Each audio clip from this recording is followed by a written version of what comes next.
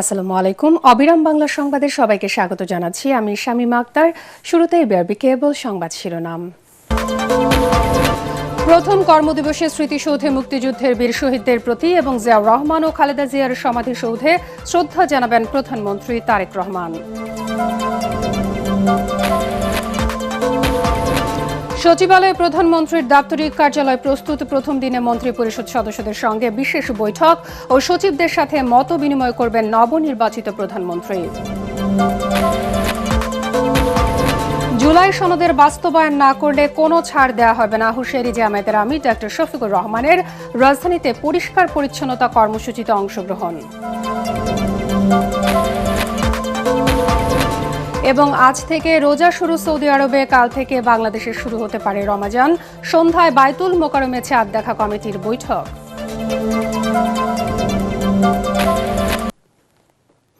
শুনছিলেন বিআরবি কেবল সংবাদ শিরোনাম, এবার বিস্তারিত। জাতীয় স্মৃতিসৌধে পুষ্পস্তবক অর্পণ করে মুক্তিযুদ্ধের বীর শহীদদের প্রতি শ্রদ্ধা জানাবেন নবনির্বাচিত প্রধানমন্ত্রী তারেক রহমান। সকাল 11টায় সাভারের জাতীয় স্মৃতিসৌধে শ্রদ্ধা নিবেদন করবেন তিনি। এ সময় প্রধানমন্ত্রীর সাথে থাকবেন মন্ত্রিপরিষদের সদস্যরা। স্মৃতিসৌধে শ্রদ্ধা নিবেদন শেষে দুপুর 12টায় শহীদ রাষ্ট্রপতি জিয়াউর রহমান এবং বেগম খালেদা জিয়ার সমাধিসৌধে পুষ্পস্তবক অর্পণ করে শ্রদ্ধা জানাবেন এবং জিয়ারত করবেন প্রধানমন্ত্রী। শ্রদ্ধা নিবেদন ও কবর জিয়ারত শেষে সচিবালয়ে নবনির্বাচিত প্রধানমন্ত্রী তারেক রহমানের সভাপতিত্বে নতুন মন্ত্রী পরিষদের প্রথম বৈঠক অনুষ্ঠিত হবে। বৈঠক শেষে বিকেলে প্রধানমন্ত্রীর সকল মন্ত্রণালয় ও বিভাগের সচিবগণের সঙ্গে মত বিনিময় করবেন।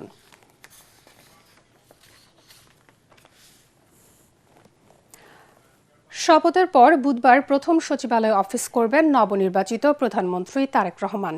নতুন সরকার দায়িত্ব গ্রহণের আগে থেকেই সচিবালয়ের প্রধানমন্ত্রীর দাপ্তরিক কার্যালয় প্রস্তুত করা হয়েছে। মন্ত্রিপরিষদ বিভাগের দ্বিতীয় তলায় 201 নম্বর কক্ষটি প্রস্তুত করা হয়েছে নতুন প্রধানমন্ত্রীর জন্য। প্রথম কার্যদিবসে মন্ত্রিপরিষদ সদস্যদের সঙ্গে বিশেষ বৈঠক ও সচিবদের সঙ্গে মত বিনিময় সভা রয়েছে তার।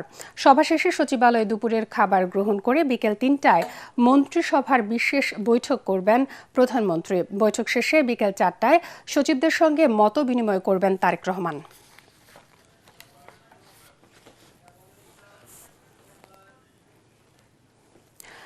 দর্শক, সচিবালয়ে আছেন আমাদের সহকর্মী মনির হোসেন তপু। আমরা সরাসরি চলে যাচ্ছি তার কাছে। তপু, নবনির্বাচিত প্রধানমন্ত্রী এবং মন্ত্রী পরিষদ সদস্যদের প্রথম কর্মদিবস উপলক্ষে প্রস্তুতি কেমন দেখতে পাচ্ছেন?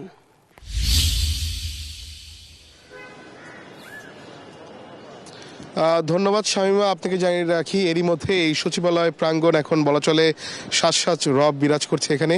এরই মধ্যে যে শপথ গ্রহণ করেছেন যারা 25 জন মন্ত্রী এবং 24 জন প্রতিমন্ত্রী এবং নবনির্বাচিত যে প্রধানমন্ত্রী তারেক রহমান, তার এই আগমনকে উপলক্ষে এরই মধ্যে সচিবালয়ে বেশ প্রস্তুতি নেওয়া হয়েছে। এরই মধ্যে প্রধানমন্ত্রীর যে কার্যালয় রয়েছে মন্ত্রী সচিবালয়, সেই কার্যালয়ে এরই মধ্যে প্রস্তুত রয়েছে। এখানে তিনি আজ অফিস করার কথা রয়েছে এবং আজ যেহেতু এই নতুন সরকার গঠনের পর প্রথম কার্যদিবস এই সচিবালয়, এরই মধ্যে এই সচিবালয় যারা দায়িত্বরত যারা কর্মকর্তা যারা রয়েছেন, এরই মধ্যে যুগ্ম সচিব থেকে শুরু করে অনেক সিনিয়র যারা সচিব যারা রয়েছেন, তারা এরই মধ্যে অনেকে আসতে শুরু করছেন। তবে আমরা যতটুকু জানতে পেরেছি এরই মধ্যে যারা মন্ত্রিসভা যারা দায়িত্ব গ্রহণ করেছেন এবং প্রতিমন্ত্রী হিসেবে দায়িত্ব গ্রহণ করছেন, তারা প্রধানমন্ত্রী তারেক রহমানের সঙ্গে জাতীয় স্মৃতিসৌধে তারা সেখানে যাওয়ার কথা রয়েছে এবং পরবর্তীতে সেখান থেকে শ্রদ্ধা নিবেদন শেষে মূলত তারা সচিবালয়ে প্রবেশ করবেন, এরকমটা আমরা জানতে পেরেছি।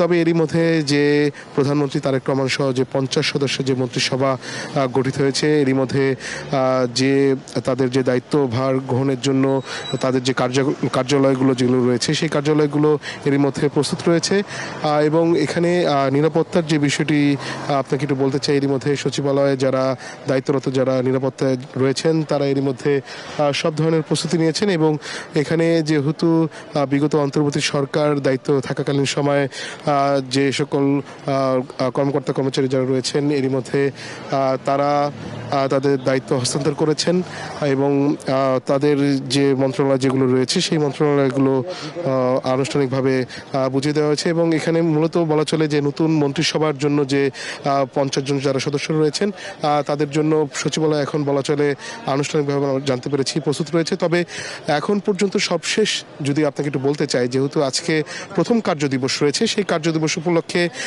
এরই মধ্যে যে যারা মন্ত্রী যারা রয়েছেন তারা হয়তো কিছুক্ষণের মধ্যে স্মৃতিসৌধে শ্রদ্ধা নিবেদন পর সচিবালয়ে প্রবেশ করেন। এরপর থেকেই আনুষ্ঠানিকভাবে সচিবালয়ের কার্যক্রম শুরু হবে। জি শামীমা, এই ছিল আমার কাছে সবশেষ। তপু, ধন্যবাদ আপনাকে। দেশের 11তম প্রধানমন্ত্রী হিসেবে দায়িত্ব নিলেন বিএনপি চেয়ারম্যান তারেক রহমান। এর মধ্য দিয়ে বাংলাদেশ সরকারের নেতৃত্বে অভিষেক হল জিয়া পরিবারের দ্বিতীয় প্রজন্মের। জাতীয় সংসদ ভবনের দক্ষিণ প্লাজায় প্রধানমন্ত্রী হিসেবে তারেক রহমানকে শপথ পড়ান রাষ্ট্রপতি মোহাম্মদ শাহাবুদ্দিন। বিজয়ী সংসদ সদস্য, বিদেশি মেহমান, বিদায়ী অন্তর্বর্তী সরকারের সদস্যসহ আমন্ত্রিত অতিথিদের উপস্থিতিতে আড়ম্বর পরিবেশে শপথ গ্রহণ করেন নতুন মন্ত্রিসভা। নানা চড়াই উতরাই পেরিয়ে তারেক রহমানের নেতৃত্বে যাত্রা শুরু করল ত্রয়োদশ জাতীয় সংসদ নির্বাচনে নিরঙ্কুশ বিজয় পাওয়া বিএনপি সরকার। শপথ অনুষ্ঠানে ছিলেন আমাদের বিশেষ প্রতিনিধি মইনুল হাসান।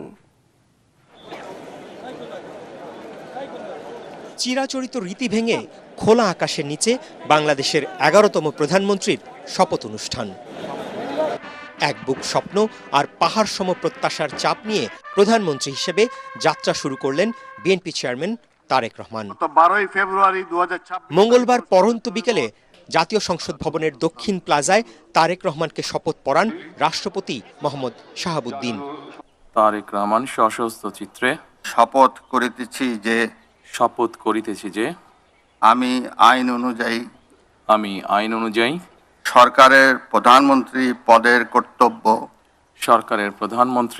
পদের কর্তব্য বিশ্বস্ততার সহিত পালন করিব। স্ত্রী, কন্যা সহ পরিবারের সদস্য, স্বজন, দীর্ঘদিনের রাজনৈতিক সহকর্মীদের উপস্থিতিতে দেশের সরকার প্রধানের গুরু দায়িত্ব কাঁধে তুলে নেন তারেক রহমান। আমি সংবিধানের রক্ষণ, সমর্থন ও নিরাপত্তা বিধান করিব। এর মধ্য দিয়ে বাংলাদেশের সরকার পরিচালনায় যাত্রা শুরু হলো জিয়াউর রহমান ও বেগম খালেদা জিয়া পরিবারের দ্বিতীয় প্রজন্মের। শপথ অনুষ্ঠানে উপস্থিত ছিলেন বিভিন্ন দেশের রাষ্ট্র ও সরকার প্রধান সহ গুরুত্বপূর্ণ ব্যক্তিরা। শপথ গ্রহণের আনুষ্ঠানিকতা শেষে অতিথিদের সাথে শুভেচ্ছা বিনিময় করেন নতুন প্রধানমন্ত্রী।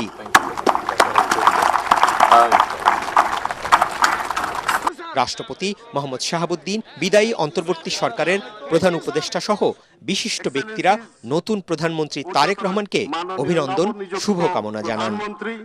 বাবা শহীদ রাষ্ট্রপতি জিয়াউর রহমান, মা প্রয়াত প্রধানমন্ত্রী বেগম খালেদা জিয়ার পর অনন্য ইতিহাস গড়ে সন্তান তারেক রহমান নিলেন লাল সবুজের বাংলাদেশের 20 কোটি মানুষের দায়িত্ব।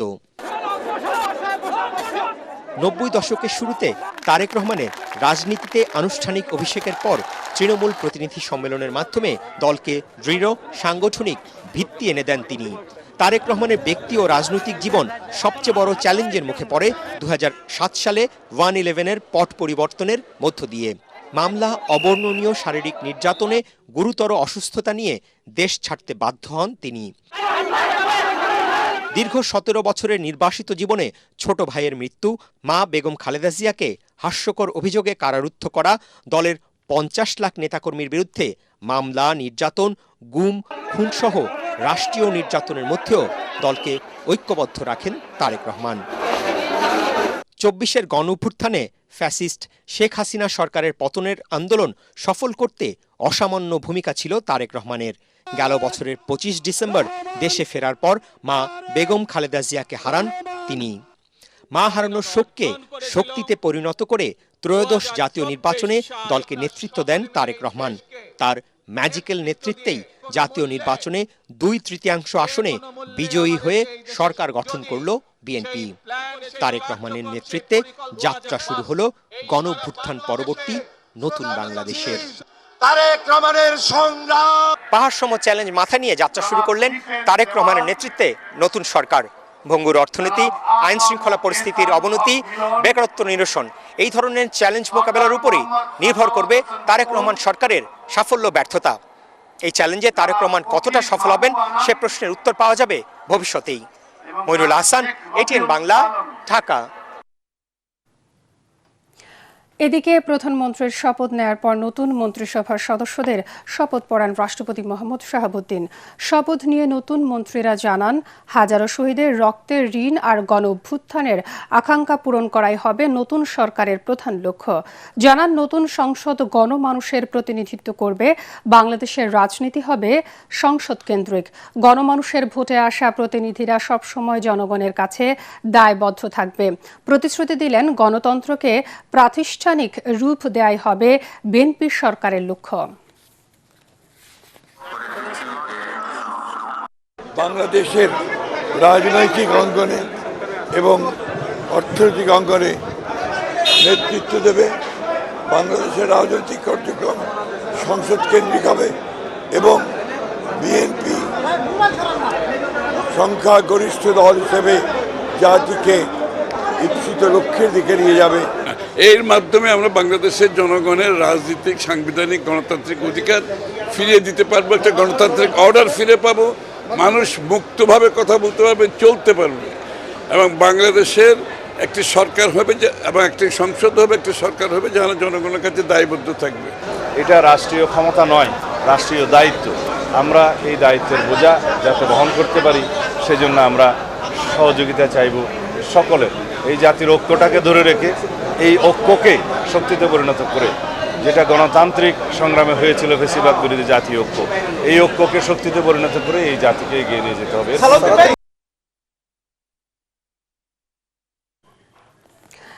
দর্শক, সাভারের জাতীয় স্মৃতিসৌধে আছেন আমাদের সহকর্মী ইয়াসিন রানা। আমরা এখন সরাসরি চলে যাচ্ছি তার কাছে। রানা, নতুন প্রধানমন্ত্রীর শ্রদ্ধা নিবেদনকে ঘিরে সেখানকার প্রস্তুতি কেমন দেখছেন?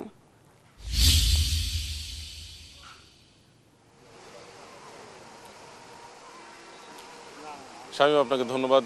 আপনি জানেন, ত্রয়োদশ জাতীয় নির্বাচনে ভূমি 10 বিজয়ের মাধ্যমে সরকার গঠন করেছে বিএনপি। গতকাল প্রধানমন্ত্রী হিসেবে বিএনপি চেয়ারম্যান তারেক রহমান শপথ গ্রহণ করেছেন। আজ আনুষ্ঠানিকভাবে প্রথম কার্যদিবস প্রধানমন্ত্রী হিসেবে। প্রথম কর্মদিবসের শুরুতেই মহান মুক্তিযুদ্ধের শহীদদের প্রতি শ্রদ্ধা জানিয়ে প্রধানমন্ত্রী হিসেবে তারেক রহমান তার কাজ শুরু করছেন।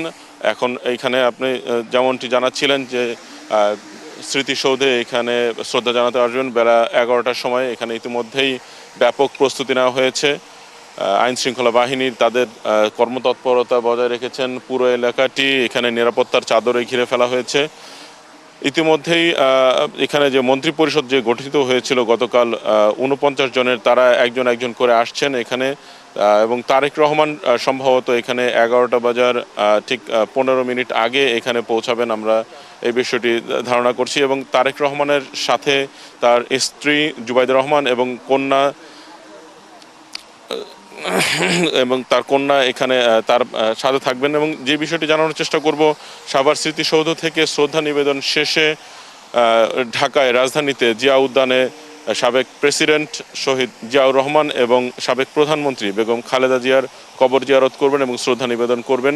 পরবর্তীতে উনি তারেক রহমান সচিবালয়ে যাবেন এবং সচিবালয়ে আজ প্রথম নতুন সরকারের মন্ত্রী পরিষদের যে বৈঠক অনুষ্ঠিত হবে এবং পরবর্তী সময়ে সচিবালয়ের সকল সচিব এবং সন্নিগ্ধ এবং সচিবালয়ের কর্মকর্তাদের সাথে মতবিনিময় করবেন।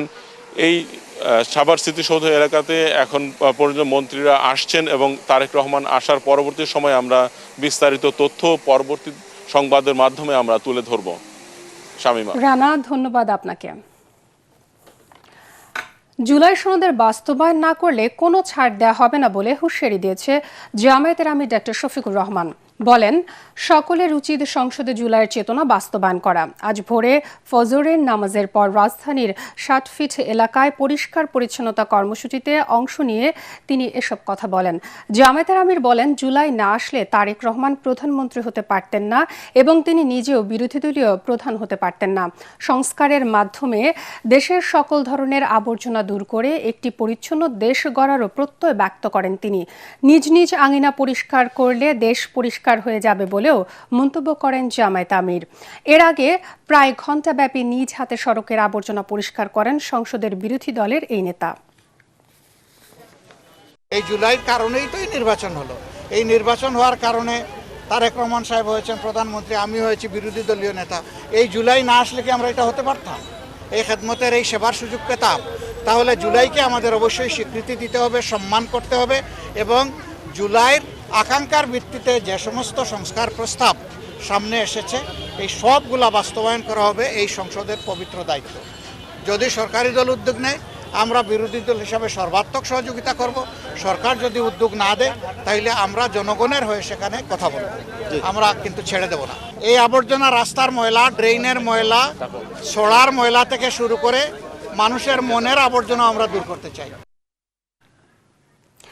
সৌদি আরবে পবিত্র রমাজান মাসের চাঁদ দেখা গেছে। দেশটিতে আজ থেকে রোজা শুরু। এর ফলে স্থানীয় সময় মঙ্গলবার রাত থেকেই তারাবি পড়া শুরু করছেন মুসল্লিরা।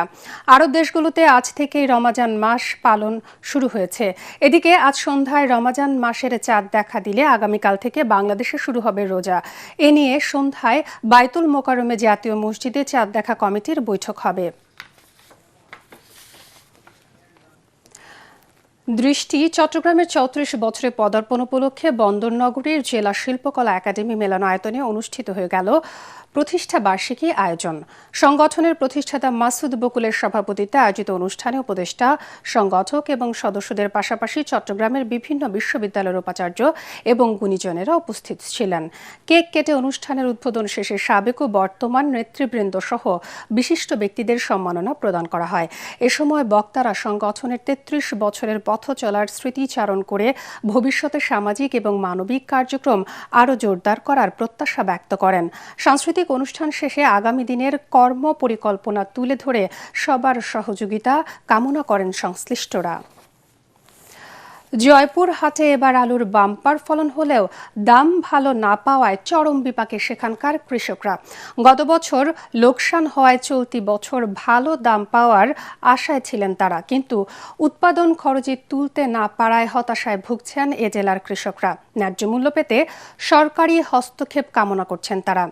জয়পুরহাট প্রতিনিধি রফিকুল ইসলাম রফিকের রিপোর্ট, জানাচ্ছেন মাসুদ রানা। দেশে আলু যোগান দেওয়ার অন্যতম জেলা জয়পুরহাট। মাঠে মাঠে শুরু হয়েছে আলু তোলা। এবার ৩৯,৩০০ হেক্টর জমিতে বিভিন্ন জাতের আলু চাষ করা হয়েছে। চলতি মৌসুমে বিঘা প্রতি আলু উৎপাদন খরচ হয়েছে ২৮ থেকে ৩০ হাজার টাকা, আর বর্তমানে বিক্রি হচ্ছে প্রতি বিঘা ২০ থেকে ৩০ হাজার টাকায়।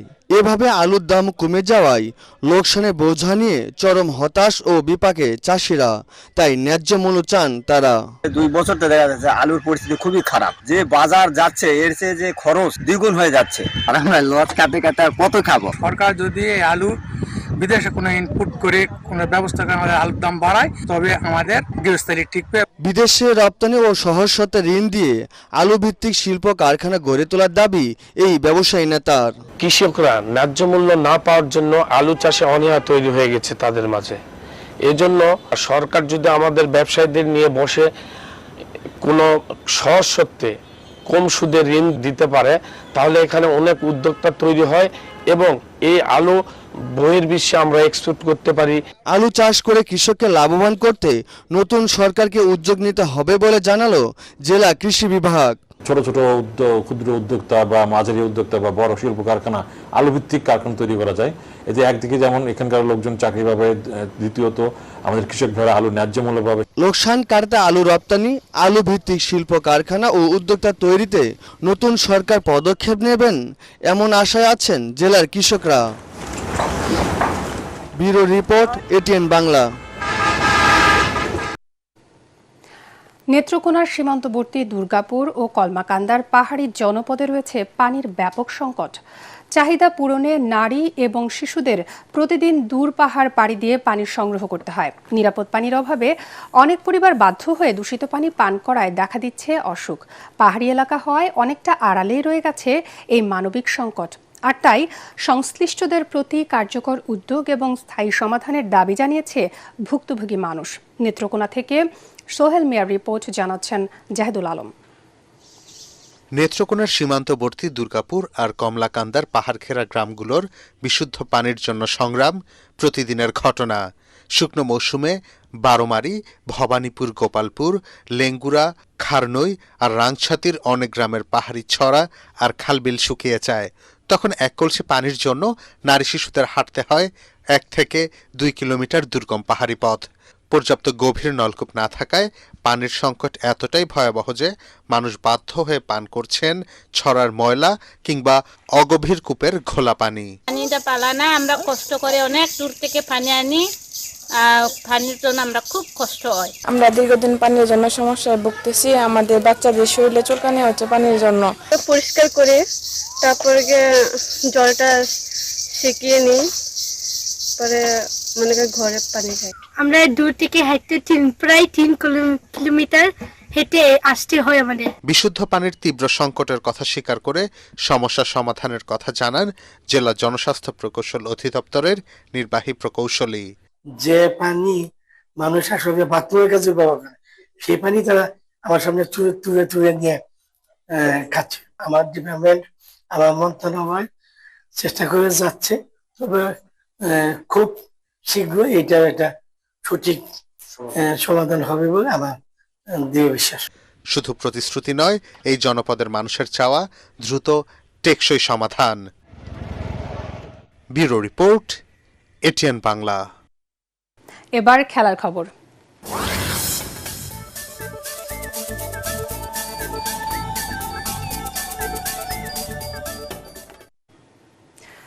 ঘটনাবহুল ম্যাচে বেনফিকাকে 1-0 ব্যবধানে হারিয়ে ওয়েফা চ্যাম্পিয়ন্স লিগের শেষ 16 পথে এগিয়ে গেল রিয়াল মাদ্রিদ।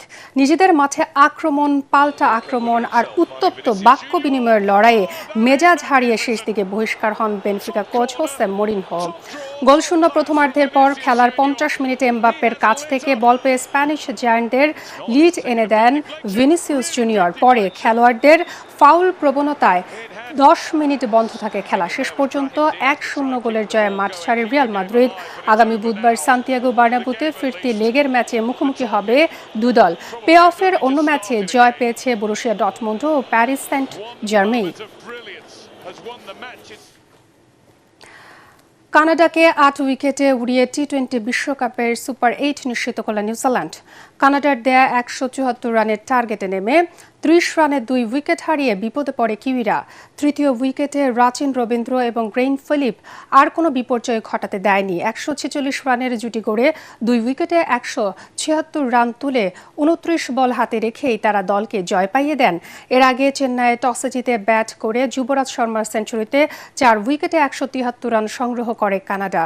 যুবরাজ শর্মা 65 বলে 6 ছক্কা এবং 11 বাউন্ডারিতে 110 করে আউট হন। শেষ করার আগে বিআরবি কেবল সংবাদ শিরোনাম আরও একবার।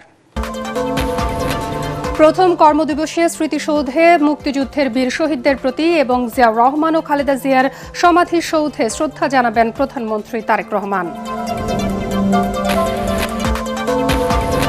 সচিবালয়ে প্রধানমন্ত্রীর দাপ্তরিক কার্যালয় প্রস্তুত। প্রথম দিনের মন্ত্রিপরিষদ সদস্যদের সঙ্গে বিশেষ বৈঠক ও সচিবদের সাথে মতবিনিময় করবেন নবনির্বাচিত প্রধানমন্ত্রী। জুলাই সনদের বাস্তবায়ন না করলে কোনো ছাড় দেওয়া হবে না, হুঁশিয়ারি জামায়াতের আমির ডাক্তার শফিকুর রহমানের। রাজধানীতে পরিষ্কার পরিচ্ছন্নতা কর্মসূচিতে অংশগ্রহণ। এবং আজ থেকে রোজা শুরু সৌদি আরবে, কাল থেকে বাংলাদেশে শুরু হতে পারে রমাজান। সন্ধ্যায় বাইতুল মোকাররমে চাঁদ দেখা কমিটির বৈঠক।